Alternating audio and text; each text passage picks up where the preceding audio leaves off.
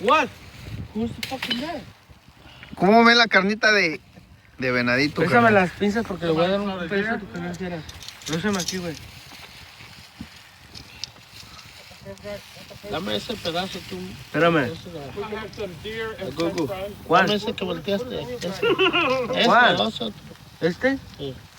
¿Ya está? Sí, ya está, güey. Pero está bien caliente, güey. Ah, Rózame aquí, güey.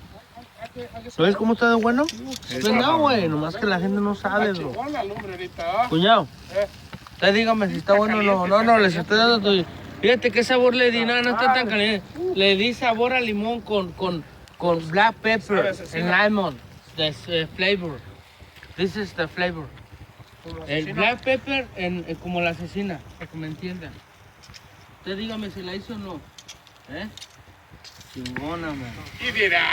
Les dije, I told you. No, ese es una.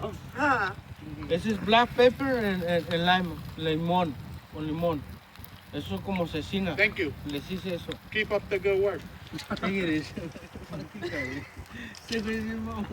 Thank you for your cooperation. Úsame aquí, Juanillo. Well, yeah, you feeling well? I didn't like the peacock. Feeling good? Yeah. Oh, this looks cool. Right? This looks cool. All the way. It looks all the way cool. Different kinds. ¿Sabe el limón con black pepper? This is a great Sí, güey, idea. está bueno. ¿Verdad? Te dije, bro. Te dije, güey. También ya se andan saliendo, mira.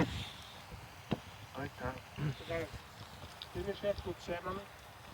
Is he gonna make a wall around it, or are you? Are you?